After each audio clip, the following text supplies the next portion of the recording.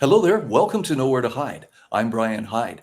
When the Senate or the House in Idaho is working on the budget, there's a lot of it that's out in the open, but there's also a lot of it that kind of goes, do I dare say, over our heads. Unless you are a real dedicated cruncher of numbers, maybe a certified public accountant, a lot of this is not so easy to understand. And then, of course, the legislature has its own rules when it comes to how these budgets are done.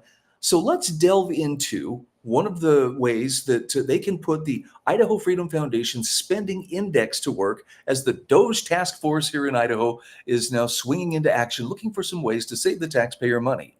I'll tell you what, with that spending index, they'll have some good data to work with. I'll explain why in just a moment. All reporters are biased, the Idaho Press Club are biased, all media, newspaper, radio. To be completely blunt here, Brian, and there are plans to expand indoctrination. That's right. Well, Idahoans are also concerned. Horror shot. That line would be moving a little bit farther west. I'm like crying. Nobody wants to see dark money is influencing policy in our state. Well, that's not how this works. Once again, welcome to Nowhere to Hide. I'm Brian Hyde, and I love watching some of the debate that's going on right now regarding the DOGE task force that has been meeting in Boise. And, it's sparked a lot of controversy in the sense that, okay, so we have this task force that was called into existence, not by the Senate and the House, but just by the House. But, okay, in good faith, let's see if they are here to actually, go through and cut spending that doesn't have to be. Now, why would they be looking at that? I mean, life is pretty good here in the great state of Idaho until you realize that government spending here in the state has gone up something to the tune of nearly 60% in just the last 5 years. It's not all about the COVID spending. A lot of that has to do with federal dollars being given to the state, which they eagerly spent. But the bottom line is state spending has grown way faster than population growth.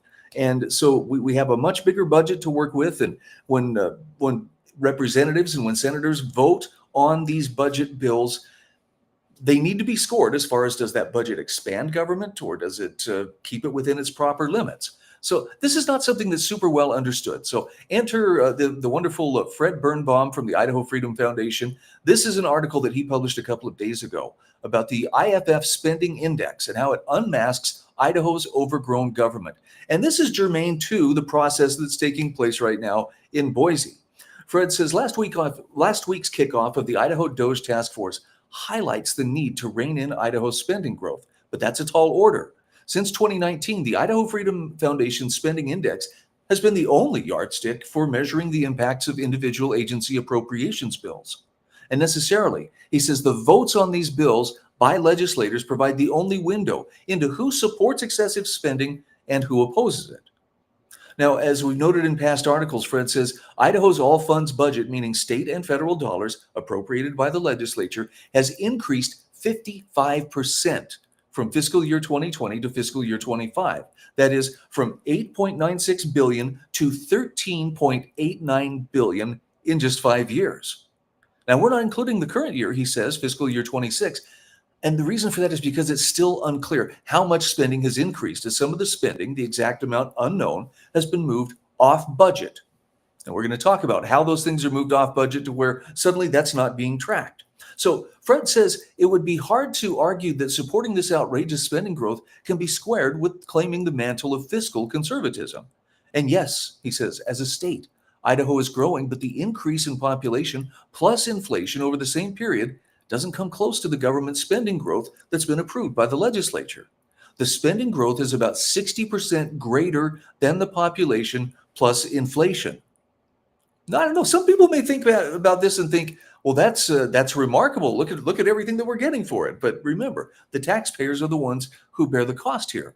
So Fred says the Idaho Freedom Foundation calculates and publishes an annual spending index that compiles votes on all the consequential budget bills. Because our spending index highlights this massive spending growth and the legislators who vote for most of it, he says we've been subject to criticism and confusion about what the spending index does. And he's right. This has actually caused a fair amount of infighting, actually, among some of the GOP stalwarts who are either confused. Well, why did this representative or this senator who I like get a slightly lower score or a slightly higher score?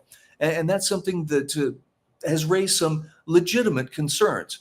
One individual in particular was posing the question about, okay, so the lawmakers who score the highest would be those who voted against nearly every budget. And he says, that's great as long as you believe those budgets are too large. But he says at the same time, if they're just voting against nearly every budget, those scores can't measure what he calls the painstaking work of combing through the budgets line by line to find cuts or recognizing when a budget is the best realistic option.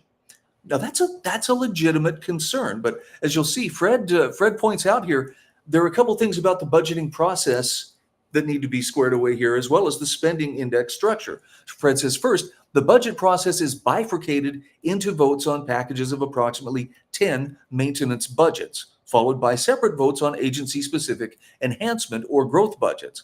So for the growth budgets, there were over 80 bills. Now let's walk you a little bit through this process and see if this makes sense.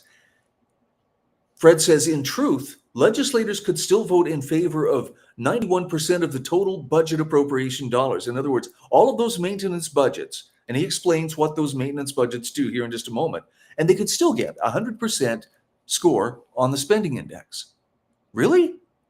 They could vote in favor of 91% of those budgeted appropriations and still score 100. Okay, here's how. He says the maintenance budgets were all rated neutral on our spending index. Since maintenance budgets combine the spending of multiple agencies into one bill, it would have been difficult to assess each one and then blend the scoring points. So we opted for neutrality. So for example, Senate Bill 1110, a maintenance bill for the general government, combined the Department of Administration, Office of the Governor, and the Department of Revenue and Taxation all into one budget bill. But he says there's a more salient issue. And that is these maintenance budgets were based on last year's ongoing spending with some very, very small adjustments, plus the following: new benefit costs, pay raises, contract inflation, and agency cost allocation changes. Now, if that sounds like a big list, Fred says, keep in mind that the pay and benefit increases were over 90% of the cost bridge from last year's fiscal year 25 ongoing spending to this year's fiscal 26 maintenance budget. But those maintenance budgets are about keeping the lights on. Now, no legislator, he says, was penalized for voting for or against these maintenance budget bills, because maintenance budgets are essentially constructed for keeping the lights on and the doors open in the current operation of state agencies. So they totaled $12.85 billion out of a total final appropriation of $14.10 billion, 91% of the budget. So there's how.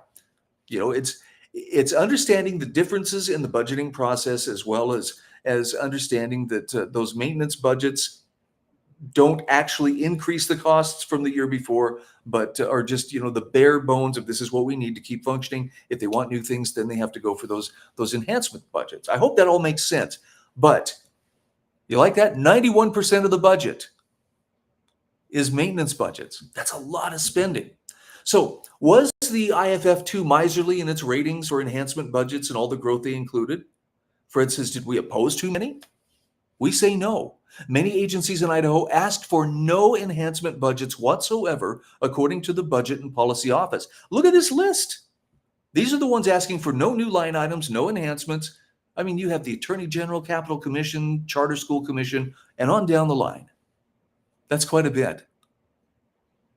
So a couple things to bring it all home. Fred says we can certainly sympathize with mid-range spending index scores of some of the Joint Finance Appropriation Committee members who decided that supporting some savings in exchange for voting for smaller but still growing budgets was a legitimate trade-off. But he says this is a strategy without a clearly defined objective.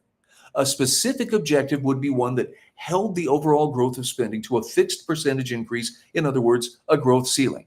Okay, we're not seeing that yet, but that's how you know they were very, very serious about it. The point being, the Idaho Freedom Foundation's spending index is perhaps the only indicator of how legislators vote compared to fiscally conservative ideals. Now, not everybody likes that accountability, but it's not based on personalities. It's based on, did their vote increase or decrease the size and cost of government, particularly when it came to spending? And this is demonstrated by the consistently low average scores for the legislature. When you consider it's a tested system with a clear feedback loop, and essentially it's an inverse of the excessive spending growth.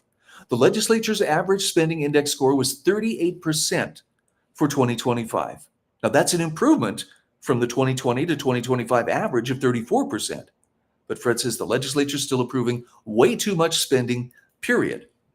And if that doesn't connect to you as a taxpayer, just reach back and, touch your wallet or, reach out and touch your pocketbook, because that's where it's going to hit you.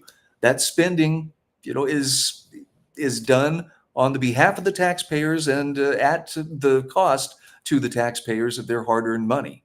And just because there's federal dollars mixed in doesn't mean that our taxpayers here at home in Idaho don't feel the pain of excessive spending. So maybe that opens your eyes a little bit to how excessive the spending has been, as well as how the budgeting process can sometimes be unnecessarily complicated. But thank goodness there are those who know the process inside and out, who are willing to publish that information, and frankly have been for a good long period of time. Now, the question is, will the legislature actually follow the advice and the feedback that it's being given? That remains to be seen. I'm Brian Hyde, and this is Nowhere to Hide.